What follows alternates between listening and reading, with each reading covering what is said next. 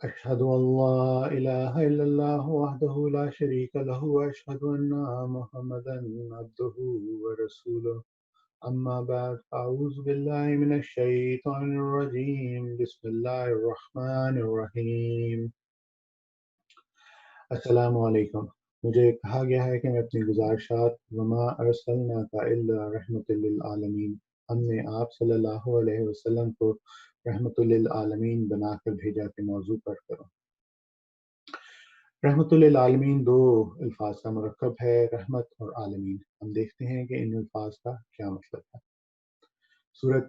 فاتحہ کی آیت الرحمن الرحیم میں اللہ تعالیٰ کے دونوں نام رحمت سے اخذ ہوئے ہیں۔ مفسرین کے ایک طبقے میں مشہور ہے کہ صرف رحمان رحمت عالم کی طرف اشارہ ہے۔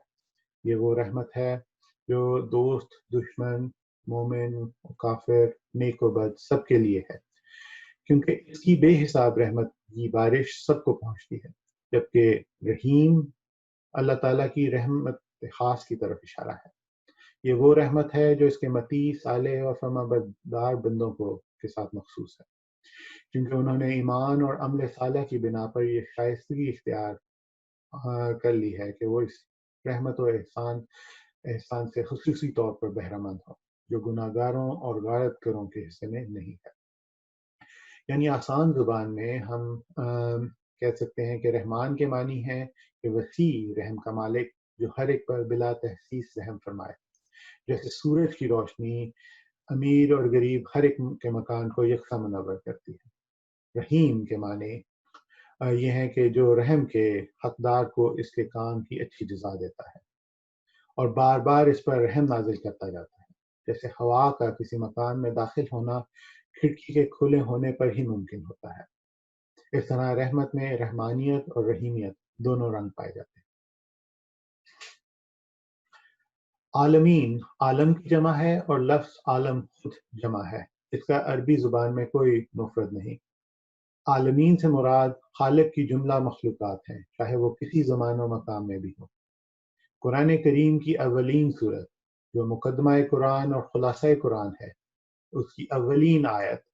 الحمدللہ رب العالمین میں یہی لفظ عالمین موجود ہے، اور اللہ تعالیٰ اپنا تعارف یوں کرا رہا ہے کہ تمام تعریفیں اللہ تعالیٰ کے لیے ہیں جو عالمین کا رب ہے۔ مسلم مفسرین نے عالمین کا بڑا وسیع و عریض تصور پیش کیا ہے، اور عالمین کی وسعتوں کو یوں بیان کرتے ہیں کہ اس کائنات میں اللہ تعالیٰ کے علاوہ جملہ موجودات اور اللہ تعالیٰ کی تمام مخلوقات سبھی عالمین سے عبارت ہیں۔ اس میں تمام آسمان، تمام زمینیں اور جو کچھ آسمانوں کے اوپر اور جو کچھ زمین کے اندر ہے اور جو کچھ آسمانوں و زمین کے درمیان ہے، جسے ہم جانتے ہیں اور جسے ہم نہیں جانتے، سب شامل ہے۔ بس رحمت للعالمین کا بالعموم یہ مطلب لیا جاتا ہے کہ حضرت محمد صلی اللہ علیہ وسلم صرف انسانوں کے لیے ہی نہیں بلکہ چرند پرند سب کے لیے رحمت ہے۔ وہ صرف مسلمانوں کے لیے ہی نہیں بلکہ غیر مسلموں کے لیے بھی رحمت ہے، اور جن کی تعلیم تا قیامت ہر ایک کے لیے رحمت ہے، جس کے بارے میں اللہ تعالیٰ نے آپ کے ماننے والوں کو فرمایا کہ اللہ تعالیٰ کے رسول میں تمہارے لیے اسوہ حسنہ ہے، جیسا کہ فرماتا ہے کہ لَقَدْ كَانَ لَكُمْ فِي رَسُولِ اللَّهِ أُسْوَةٌ حَسَنَةٌ، سورہ احزاب آیت 22، کہ یقیناً تمہارے لیے اللہ کے رسول میں نیک نمونہ ہے۔ ہمارے پیارے نبی صلی اللہ علیہ وسلم نے ہمارے لیے اعلیٰ اخلاق اور حقوق العباد کے انتہائی اعلیٰ نمونے قائم فرمائے۔ وہ دنیا کے لیے رحمت ہے، وہ اخلاق کے اعلیٰ ترین معیار پر فائز ہیں۔ حضرت امام مہدی و مسیح موعود علیہ السلام سراج الدین کے 4 سوالوں کے جواب میں فرماتے ہیں کہ تمام دنیا پر رحم کر کے ہم یعنی اللہ تعالیٰ نے تجھے بھیجا، اور عالمین میں کافر اور بے ایمان اور فاسق اور فاجر بھی داخل ہیں، اور ان کے لیے رحم کا دروازہ اس طرح پر کھولا کہ وہ قرآن شریف کی ہدایتوں پر چل کر نجات پا سکیں۔ آپ علیہ السلام فی البدر 7 اگست 1903 میں فرماتے ہیں وما ارسلناک الا رحمت للعالمین۔ اس وقت حضرت صلی اللہ علیہ وسلم پر صادق آتا ہے کہ جب آپ ہر ایک قسم کے خلق سے ہدایت کو پیش کرتے، چنانچہ ایسا ہی ہوا کہ آپ نے اخلاق، نرمی، صبر اور نیزمار یعنی 4 خلق بیان کیے ہیں۔ اخلاق، صبر، نرمی اور نیزمار ہر ایک طرح سے اصلاح کا کام پورا کیا اور لوگوں کو خدا کی طرف توجہ دلائی۔ مال دینے میں، نرمی برتنے میں، عقلی دلائل اور معجزات کو پیش کرنے میں آپ نے کوئی فرق نہیں رکھا۔ اصلاح کا ایک طریق مار بھی ہے، جیسے ماں ایک وقت بچے کو مار سے ڈراتی ہے، وہ بھی آپ نے برت لیا۔ تو مار بھی ایک خدا کی رحمت ہے کہ جو آدمی اور کسی طریق سے نہیں سمجھتے، خدا ان کو اس طریق سے سمجھاتا ہے کہ وہ نجات پائیں۔ خدا تعالیٰ نے 4 صفات جو مقرر کی ہیں، یعنی اخلاق، صبر، نرمی اور نیزمار، جو کہ سورہ فاتحہ کے شروع میں ہیں۔ رسول اللہ صلی اللہ علیہ وسلم نے ان چاروں سے کام لے کر تبلیغ کی۔ تاہم آج ایک اور رنگ میں اس موضوع پر بات کرنے کی کوشش کروں گا۔ امید کرتا ہوں کہ آپ میری گزارشات پر غور کریں گے۔ رب اشرح لی صدری ویسر لی امری واحلل عقدۃ من لسانی یفقہوا قولی۔ قرآن کریم کی سورہ فاتحہ کی آیت رب العالمین اشارہ کرتی ہے کہ تمام عالمین کا رب اللہ تعالیٰ ہے، یعنی کہ وہی ہے جس نے عالمین کو تخلیق کیا۔ اور پھر سورہ انبیاء کی آیت وما ارسلناک الا رحمۃ للعالمین اس طرف اشارہ کرتی ہے کہ اسی رب نے ان تمام عالمین جن کی اس خالق نے تخلیق کی تھی، ان تمام کے لیے حضرت محمد صلی اللہ علیہ وسلم کو رحمت بنا دیا۔ اب میں اس مضمون کو حضرت عبدالغفار جمع علیہ السلام کے الہامی نظریہ کی روشنی میں بیان کرنے کی کوشش کرتا ہوں۔ آپ اپنے الہامی نظریہ نیکی خدا ہے میں لکھتے ہیں کہ نیکی کے 4 چہرے یعنی اول، آخر، ظاہر، باطن ہیں۔ اسی مضمون کو قرآن کریم کی سورہ حدید میں اس طرح بیان کیا گیا ہے کہ هو الاول والآخر والظاہر والباطن وهو بكل شيء علیم۔ وہی اول، وہی آخر، وہی ظاہر، وہی باطن ہے اور ہر چیز کا دائمی علم رکھتا ہے۔ نیکی کے 4 چہرے یعنی اول، آخر، ظاہر اور باطن ہمیں اللہ تعالیٰ کے بارے میں ایک وسیع خاکہ تیار کرنے میں مدد دیتے ہیں جو انسان کی سمجھ میں آ سکے۔ تاہم یہ چہرے نیکی یعنی خدا کی مکمل طور پر تصویر کشی کرنے سے قاصر ہی ہیں، کیونکہ اللہ تعالیٰ نے ہر شے کا احاطہ کیا ہوا ہے اور کوئی نہیں کہ اس کے بارے میں ادراک حاصل کر سکے مگر اتنا ہی جتنا وہ اپنی مرضی سے کسی پر آشکار کرتے۔ تاہم نیکی کے پہلے 2 چہرے اول اور آخر ایک دوسرے میں ضم ہو کر نیکی کے زمانی پہلو ٹائم ڈائمینشن کا تصور دیتے ہیں، اور باقی 2 چہرے باہمی طور پر مکانی تصور اسپیس ڈائمینشن پیش کرتے ہیں۔ میری نظر میں اس زمانی پہلو ٹائم ڈائمینشن اور مکانی پہلو اسپیس ڈائمینشن کو ملا کر جو کائنات تخلیق ہوئی اسی کا نام عالمی ہے۔ سائنسی دنیا میں ہم مکان یعنی اسپیس کی 3 ڈائمینشن کے ساتھ زمان یعنی یونی ڈائمینشنل ٹائم کو ملا کر اسپیس ٹائم کہتے ہیں۔ اسٹیون ہاکنگ اپنی کتاب A Brief History of Time میں تحریر کرتے ہیں کہ کائنات کی ابتدا سے پہلے وقت کا تصور کوئی معنی نہیں رکھتا۔ اس بات کی نشاندہی سب سے پہلے سینٹ اگسٹن نے کی تھی۔ جب ان سے پوچھا گیا کہ کائنات کی تخلیق سے پہلے خدا کیا کر رہا تھا تو انہوں نے یہ جواب نہیں دیا تھا کہ خدا ایسے سوال پوچھنے والوں کے لیے دوزخ تیار کر رہا تھا۔ اس کی بجائے انہوں نے کہا تھا کہ وقت کائنات سے پہلے وجود نہیں رکھتا۔ یعنی اسٹیون ہاکنگ جو آج کل کے ہمارے بہت مشہور سائنٹسٹ ہیں، ان کی بھی یہی تعلیم ہے، ان کا بھی یہی آبزرویشن ہے کہ وقت جو ہے وہ پہلے کوئی وجود نہیں رکھتا۔ تو میں آگے چلتا ہوں کہ ہم کہہ سکتے ہیں کہ مکان سے پہلے زمان کا کوئی تصور نہیں کیا جا سکتا، اور چونکہ اس دنیا کی ہر شے متحرک ہے اس لیے زمان یعنی وقت کے تعین کے بغیر اس شے کے مکان کا بھی تصور ممکن نہیں۔ دوسرے لفظوں میں مکان اور زمان کا تصور ایک دوسرے کے بغیر ممکن نہیں ہے۔ اسی بات کو غالب نے یوں بیان کیا تھا، نہ تھا کچھ تو خدا تھا، کچھ نہ ہوتا تو خدا ہوتا۔ سائنسی مشاہدہ ہمیں یہ بتاتا ہے کہ کائنات کبھی بہت مختصر اور لامتناہی طور پر کثیر تھی، پھر بگ بینگ کے بعد یہ پھیلنا شروع ہو گئی، اور آج بھی یہ سلسلہ جاری ہے اور کائنات مسلسل پھیل رہی ہے۔ جس طرح رب العالمین کے الفاظ یہ ظاہر کرتے ہیں کہ پھیلتی ہوئی کائنات اس خالق کی گرفت سے باہر نہیں، اسی طرح اس رب العالمین کی رحمت للعالمین کا مضمون بھی ہمیں بتاتا ہے کہ کائنات کے پھیلنے سے حضرت محمد صلی اللہ علیہ وسلم کی رحمت کا دائرہ بھی وسیع ہو رہا ہے۔ جس طرح ہم نے عالمین کو سمجھنے کی کوشش کی ہے، آئیے اب ہم رحمت کو بھی اسی طرح سمجھنے کی کوشش کرتے ہیں۔ آپ کو الہامی نظریہ کی طرف لے جانے سے پہلے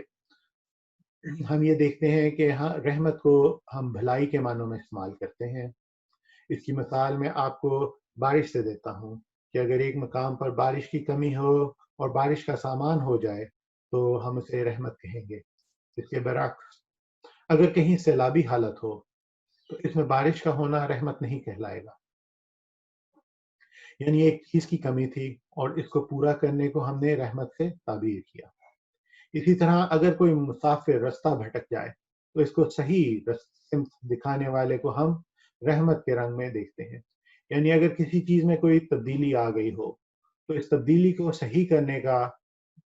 جو موجب بنے گا ہم اس کو رحمت کہیں گے۔ رحمت کے لغوی معنی بھی رحم کرنا، مہربانی کرنا، فلاح، بھلائی، خوشی کے سبب کے ہیں۔ رحمت کو قرآن مجید سورہ نمل میں آیت 77 اور 78 میں اس طرح بیان کرتا ہے، یہ قرآن یقیناً یہ قرآن بنی اسرائیل کے سامنے اکثر وہ باتیں بیان کرتا ہے جن میں وہ اختلاف رکھتے ہیں، اور یہ قرآن ایمان والوں کے لیے یقیناً ہدایت اور رحمت ہے۔ یعنی بنی اسرائیل جو ہیں وہ تو قرآن کی باتوں سے اختلاف کر رہے ہیں، اور قرآن یہ کہہ رہا ہے کہ جو ایمان والے ہیں ان کے لیے یہ رحمت ہے۔ تو ان آیات کریمہ سے یہ ظاہر ہے کہ اللہ تعالیٰ نے قرآن کریم کو ایمان والوں کے لیے رحمت قرار دیا۔ قرآن کریم کی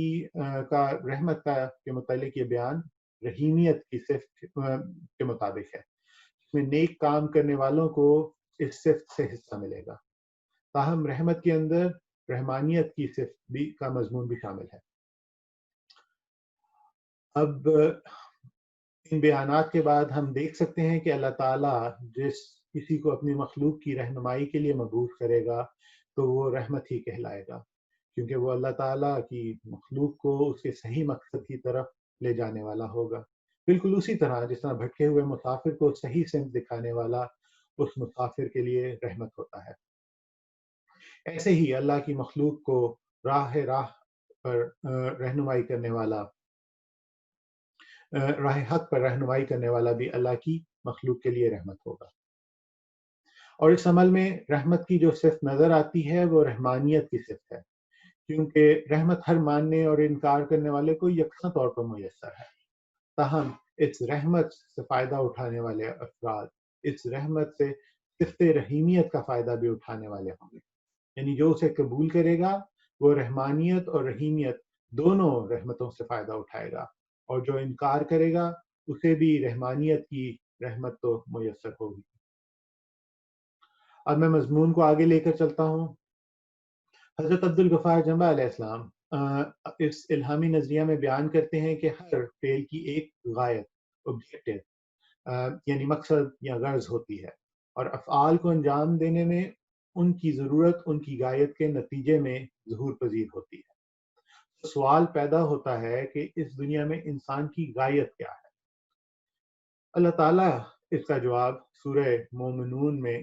آیت 116 میں اس طرح دیتا ہے، بس کیا تم نے گمان کیا تھا کہ ہم نے تمہیں بے مقصد پیدا کیا ہے، اور یہ کہ تم ہرگز ہماری طرف لوٹائے نہیں جاؤ گے۔ یعنی انسان کی غایت یہ ہے کہ وہ اس دنیا میں زندگی بسر کر کے اللہ کی طرف لوٹ جائے، تو اس دنیا کی زندگی کے متعلق اس سے سوال ہوں گے۔ اب ظاہر ہے اگر اللہ تعالیٰ ہماری رہنمائی کیے بغیر ہی ہم سے سوال کرے گا تو یہ انصاف کے خلاف ہوگا، جبکہ اللہ انصاف کرنے والا ہے۔ تو اس کے لیے اس نے ہماری رہنمائی کا جو نظام بنایا ہے اس میں ہمیں ہدایت کی کتب دینا اور ہمارے درمیان رسولوں کو مبعوث کرنا اس کی رحمانیت میں آتا ہے۔ اس رنگ میں بھی اللہ کے مبعوث کیے ہوئے ہمارے لیے رحمت ہے، اور اس سے رسولوں کے مبعوث ہونے کی غایت بھی واضح ہو جاتی ہے۔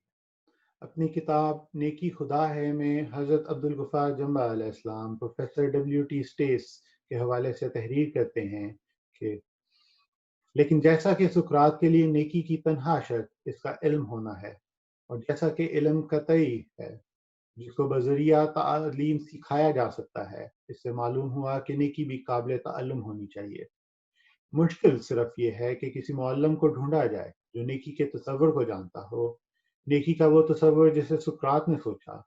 اور جو علم کا انمول جز ہے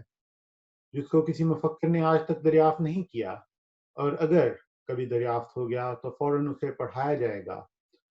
اور اس طرح انسان فوراً نیک ہو جائیں گے۔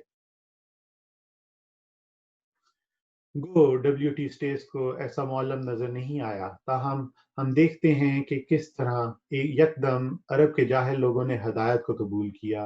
اور کس طرح ان کے رویوں اور کردار میں ایک مثبت تبدیلی پیدا ہوئی۔ یقیناً یہ تبدیلی ایک ایسے معلم کی تعلیم ہی کی وجہ سے تھی۔ اس کے اصحاب نے نیکی کے فلسفیانہ مضمون کو چاہے نہ بھی سمجھا ہو، لیکن وہ نیکی کی حقیقت کو جان گئے۔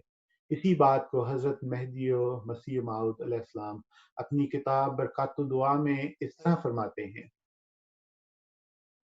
وہ جو عرب کے بیابانی ملک میں ایک عجیب ماجرا گزرا کہ لاکھوں مردے تھوڑے دنوں میں زندہ ہو گئے، اور پشتوں کے بگڑے ہوئے الہی رنگ پکڑ گئے،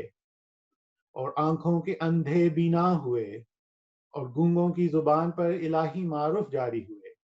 اور دنیا میں یک دفعہ ایک ایسا انقلاب پیدا ہوا کہ نہ پہلے اس سے کسی آنکھ نے دیکھا اور نہ کسی کان نے سنا۔ اللہ تعالیٰ کے پیغمبر اور نبی کی بعثت کا اصل مقصد یہی ہوتا ہے کہ وہ انسانوں کو ان کے خالق سے روشناس کرا سکیں۔ اس طرح وہ ایک معلم کا کردار ادا کرتے ہیں، اور جس طرح اسکول جانے والا بچہ بہت سے استادوں سے تعلیم حاصل کر کے تعلیم یافتہ بنتا ہے، اسی طرح اللہ تعالیٰ نے انسانوں کی تعلیم کے لیے پے در پے نبی مبعوث کیے۔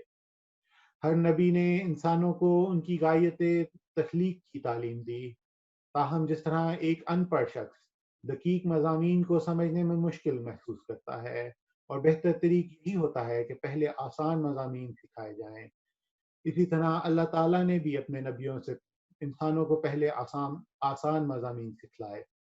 اور نبی آخر الزماں، فخر الرسل اور خاتم النبیین کے ہاتھوں دین کی تکمیل کرا کر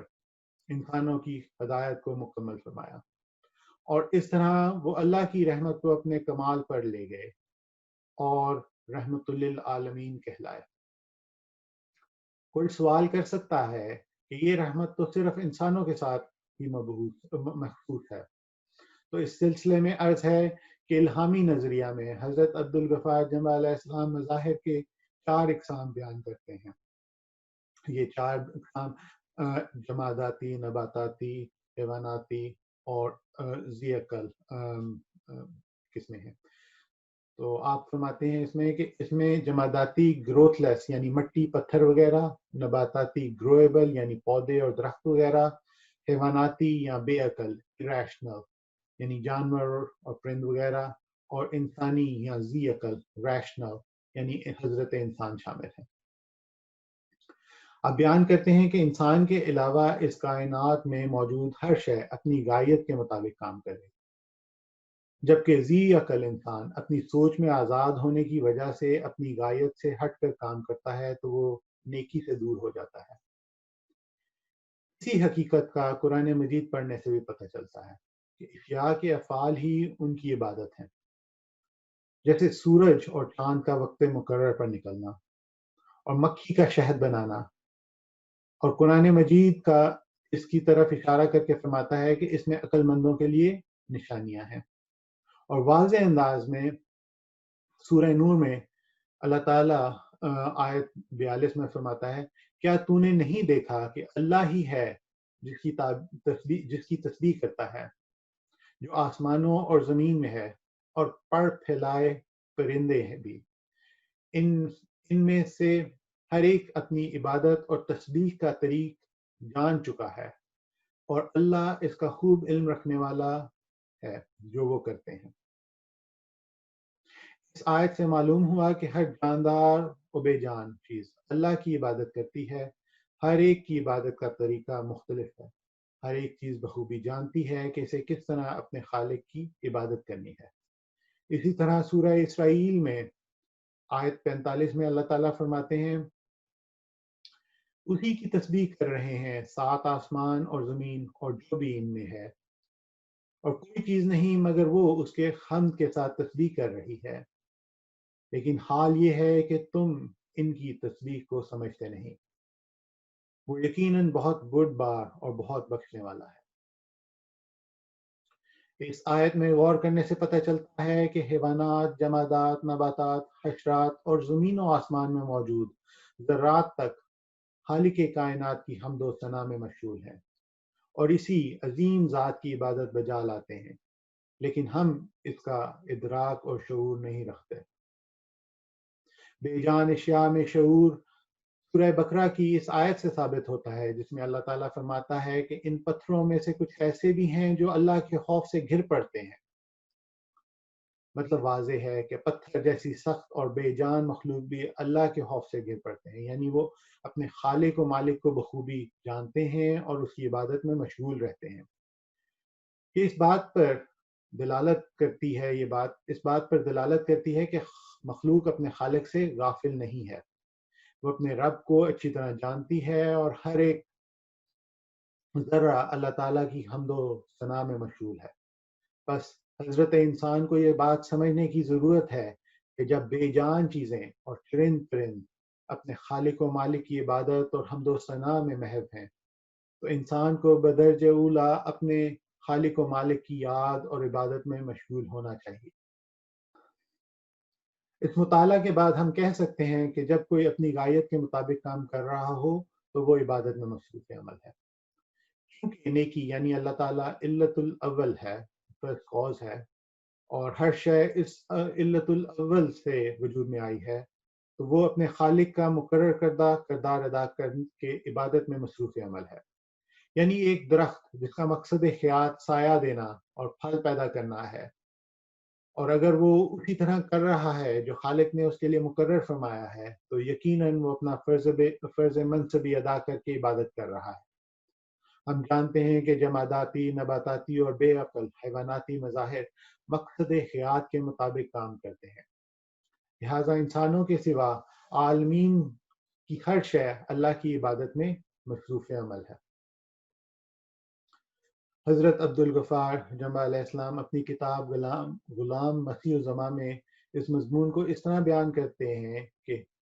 نیکی ہی واحد خالق ہے، جب یہ خالق ہے تو پھر تمام مظاہر کا مقصد بھی اسے جاننا اور اسے پانا ہے۔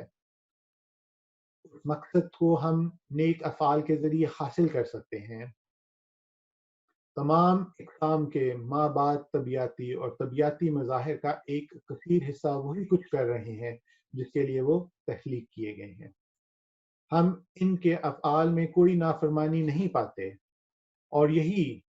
اس بات کی دلیل ہے کہ وہ نیک افعال بجا لا رہے ہیں۔ تاہم جیسے ہی ہم انسانوں کی طرف آتے ہیں تو ہم اس حقیقت سے باخبر ہوتے ہیں کہ ان کے افعال میں بدی یا نافرمانی بھی پیدا ہو جاتی ہے۔ اب اگر ہم اس بحث کو جو اب تک ہم نے کی ہے آپس میں ملا کر دیکھتے ہیں تو ہم کہہ سکتے ہیں کہ انسانوں کے علاوہ ہر شے اپنی غایت کے مطابق عمل کر رہی ہے اور عبادت میں مشغول ہے، اور صرف حضرت انسان کے پاس اختیار ہے، اس لیے وہ نیکی کے علاوہ بدی کا بھی انتخاب کر سکتا ہے۔ تاہم اس کی ہدایت کے لیے اللہ تعالیٰ نے بہت سے معلم بھیجے تاکہ وہ غلط رستے کا انتخاب نہ کرے، اور اس سلسلہ میں اللہ تعالیٰ نے ہمارے سامنے حضرت محمد صلی اللہ علیہ وسلم کا اسوہ حسنہ رحمت کاملہ کے طور پر رکھ دیا ہے۔ اب ایک سوال ذہن میں آتا ہے کہ حضرت محمد صلی اللہ علیہ وسلم انسانوں کے لیے تو رحمت ثابت ہوتے ہیں، وہ جماداتی، نباتاتی اور بے عقل حیواناتی مظاہر کے لیے کیسے رحمت ہیں؟ تو اس کا جواب کچھ اس طرح سے ہے کہ اللہ تعالیٰ نے انسان کو زمین میں خلیفہ بنایا ہے اور اس کو باقی تمام مظاہر پر تصرف دیا ہے۔ انسان اس طرح پر باقی مظاہر کو ایسے مقاصد میں استعمال کرنے پر اختیار رکھتا ہے جو ان مظاہر کو بدی کے راستہ میں استعمال کرے۔ اس طرح نبیوں کو مبعوث فرما کر اللہ تعالیٰ کی رحمانیت صرف انسانوں تک ہی محدود نہیں رہتی، بلکہ اس فضل الہی سے ہر مظہر کو حصہ ملتا ہے۔ اسی بات کو ہم اس رنگ میں بھی سمجھ سکتے ہیں کہ جس طرح ایک مصور ایک بہت ہی شاہکار تصویر تیار کرے اور وہ ہر معیار سے اتنی عمدہ ہو کہ اس سے بہتر تخلیق ممکن نہ ہو، لیکن اس میں ایک غلطی پائی جائے جو مصور ٹھیک نہ کر پائے تو ناظرین اس ایک غلطی کی وجہ سے اس تصویر کو شاندار کہنے سے معذور رہیں گے، اور اگر کوئی اس غلطی کو ٹھیک کر دے تو یہ اس تصویر کے لیے مجموعی طور پر رحمت ہوگی، نہ کہ صرف اس غلطی کے لیے۔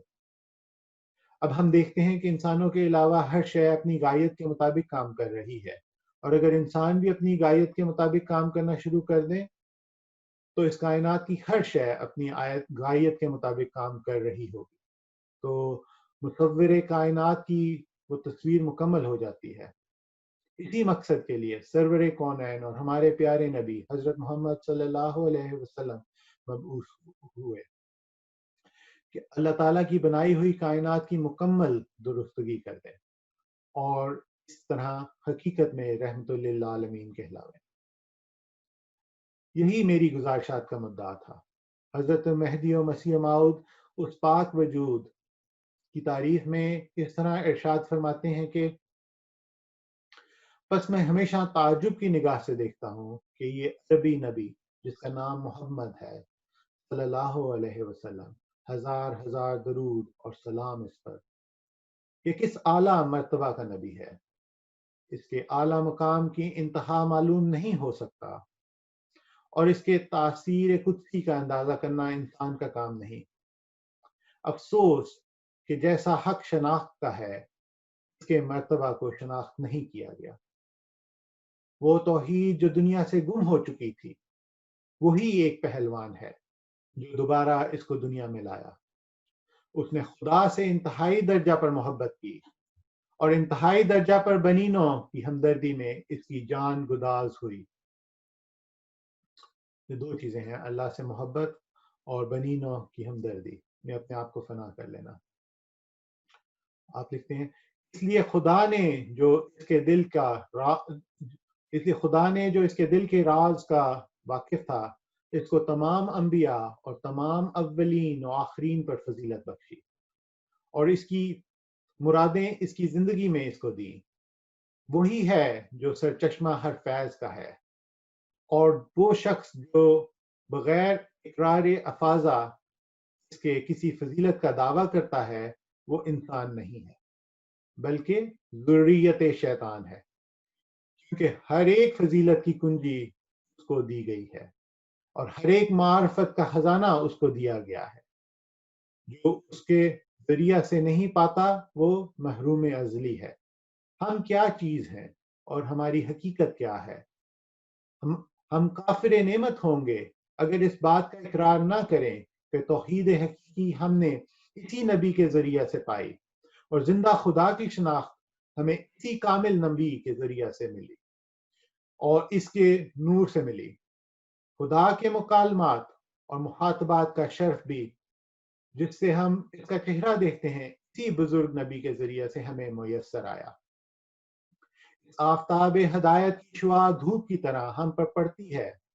اور اسی وقت تک ہم منور رہ سکتے ہیں جب تک کہ ہم اس کے مقابل پر کھڑے ہیں۔ حقیقت الوحی روحانی خزائن جلد 22 صفحہ 118 تا 19۔ میں نے اپنی گزارشات کا مدعا تو بیان کر دیا، اب آخر میں آپ کو اس نقطۂ نظر کو جو عمومی نقطۂ نظر رحمت للعالمین کے بارے میں سمجھا جاتا ہے کے ساتھ ملا کر ایک آخری بات کرنا چاہوں گا۔ حضرت اقدس مسیح موعود علیہ السلام فرماتے ہیں کہ واضح ہو کہ قرآن شریف کی روح سے انسان کی طبعی حالتوں کو اس کی اخلاقی اور روحانی حالتوں سے نہایت ہی شدید تعلقات واقع ہیں، یہاں تک کہ انسان کے کھانے پینے کے طریقے بھی انسان کی اخلاقی اور روحانی حالتوں پر اثر کرتے ہیں، اور اگر ان طبعی حالتوں کہ شریعت کی ہدایتوں کے موافق کام لیا جائے، تو جیسے کہ نمک کی کان میں پڑ کر ہر چیز نمک ہی ہو جاتی ہے، یعنی نمک کی جو کان ہے اس میں چیزیں نمکین ہو جاتی ہیں، ایسا ہی یہ تمام حالتیں اخلاقی ہی ہو جاتی ہیں اور روحانیت پر انتہائی گہرا اثر کرتی ہیں۔ اسی واسطے قرآن شریف نے تمام عبادات اور اندرونی پاکیزگی کی اغراض اور خشوع اور خضوع کے مقاصد میں جسمانی طہارتوں اور جسمانی آداب اور جسمانی تعدیل کو بہت ملحوظ رکھا ہے، اور غور کرنے کے وقت یہی فلسفی نہایت صحیح معلوم ہوتی ہے کہ جسمانی اوضاع کا روح پر بہت قوی اثر ہے۔ جیسا کہ ہم دیکھتے ہیں کہ ہمارے افعال گو بظاہر جسمانی ہیں، مگر ہماری روحانی حالتوں پر ضرور ان کا اثر ہے۔ مثلا جب ہماری آنکھیں رونا شروع کریں اور گو تکلف سے ہی روئیں، مگر فی الفور ان آنسوؤں کا ایک شعلہ اٹھ کر دل پر جا پڑتا ہے، تب دل بھی آنکھوں کی پیروی کر کے غمگین ہو جاتا ہے۔ ایسا ہی جب ہم تکلف سے ہنسنا شروع کریں تو دل میں بھی ایک انبساط پیدا ہو جاتا ہے۔ جسمانی سجدہ بھی روح میں خشوع اور عاجزی کی حالت پیدا کرتا ہے۔ اس کے مقابل پر ہم یہ بھی دیکھتے ہیں کہ جب ہم گردن کو اونچی کھینچ کر اور چھاتی کو ابھار کر چلیں تو یہ وضع رفتار ہم میں ایک قسم کا تکبر اور خود بینی پیدا کرتی ہے۔ تو ان نمونوں سے پورے انکشاف کے ساتھ کھل جاتا ہے کہ بے شک جسمانی اوضاع کا روحانی حالتوں پر اثر ہے۔ پھر فرمایا ایسا ہی تجربہ ہم پر ظاہر کرتا ہے کہ طرح طرح کی غذاؤں کا بھی دماغی اور دلی قوتوں پر ضرور اثر ہے۔ مثلا ذرا غور سے دیکھنا چاہیے کہ جو لوگ کبھی گوشت نہیں کھاتے، رفتہ رفتہ ان کی شجاعت کی قوت کم ہو جاتی ہے، یہاں تک کہ نہایت دل کے کمزور ہو جاتے ہیں اور ایک خداداد اور قابل تعریف قوت کو کھو بیٹھتے ہیں۔ اس کی شہادت خدا کے قانون قدرت سے اس طرح پر بھی ملتی ہے کہ چارپائیوں میں سے جس قدر گھاس خور جانور ہیں، کوئی بھی ان میں سے وہ شجاعت نہیں رکھتا جو ایک گوشت خور جانور رکھتا ہے۔ پرندوں میں بھی یہی بات مشاہدہ ہوتی ہے۔ بس اس میں کیا شک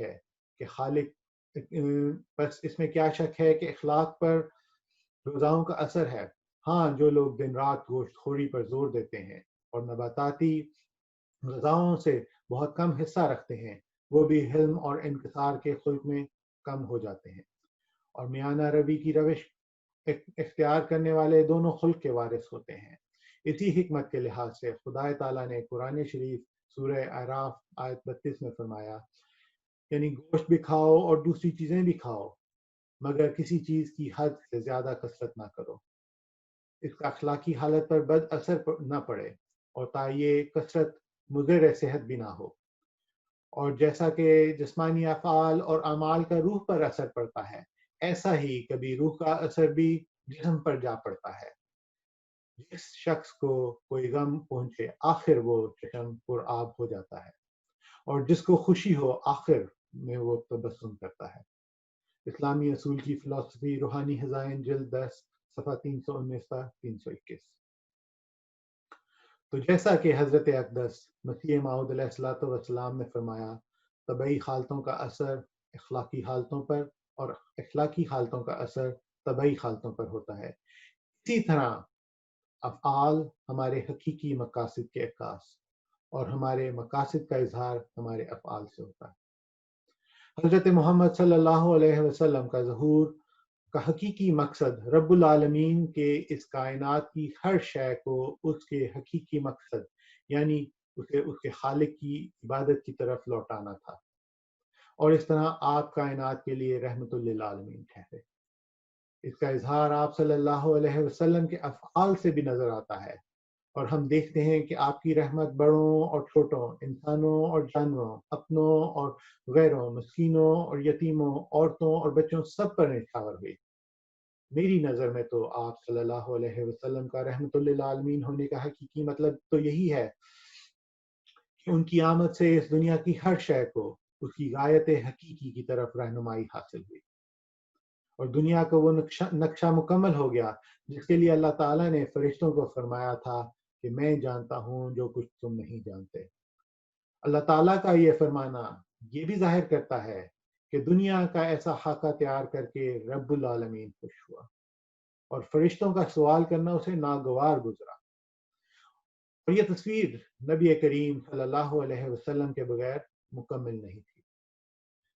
لیکن آپ صلی اللہ علیہ وسلم کو دنیا والوں نے آپ کے ظاہری رحمت سے ہی رحمت للعالمین قرار دیتے، بلکہ یہاں تک کہ اس پر نہ صرف آپ کے ماننے والے مسلمانوں بلکہ آپ سے عداوت رکھنے والوں نے بھی ان گنت کتابوں میں اس کا برملا اظہار کیا ہے،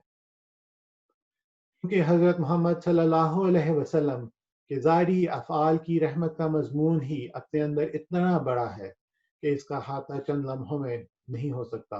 اور میں نے پہلے ہی کافی وقت لے لیا ہے۔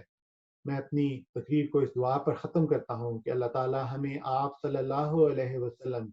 کی غایت حقیقی اور آپ کے اسوہ حسنہ دونوں سے بھرپور افادہ اٹھانے کی سعادت بخشے، آمین۔